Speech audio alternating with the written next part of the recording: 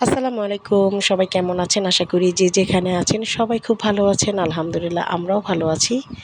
আমরা যদি মাঝে, মাঝে বিপদে পড়ি তখন এটা মানুষ দেখলে উপহাস করে বলে এটা হচ্ছে পাপের ফল। আর যখন সে নিজে বিপদে পড়ে তখন বলে এটা আল্লাহ তাআলার পরীক্ষা। কত বড় ছোট মন মানসিকতা হলে এরকম চিন্তা, এরকম লজিক মানুষের মাথায় আসে।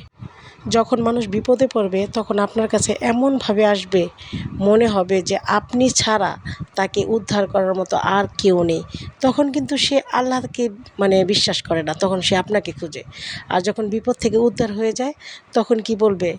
সব কিছু আল্লাহর ইচ্ছা, সব আল্লাহই করেছে। তো বিপদে যখন পড়েছিলেন আল্লাহর উপর ভরসা কেন রাখলেন না?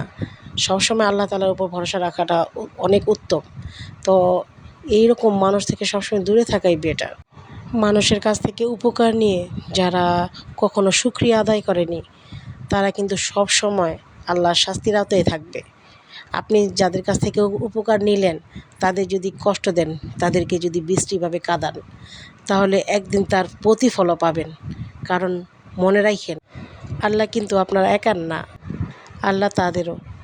তো তারা যখন কেঁদে কেঁদে আল্লাহর কাছে আপনার নামে নালিশ করবে, অবশ্যই আল্লাহ তার ফল আপনাকে ভোগ করাবে, যদি আপনি দোষী হয়ে থাকেন। তো সবসময় অন্যকে কষ্ট দেওয়ার আগে একবার নিজের কথা ভাববেন, একবার নিজেকে সেই জায়গায় রেখে দেখবেন, তাহলেই ভালো থাকবেন।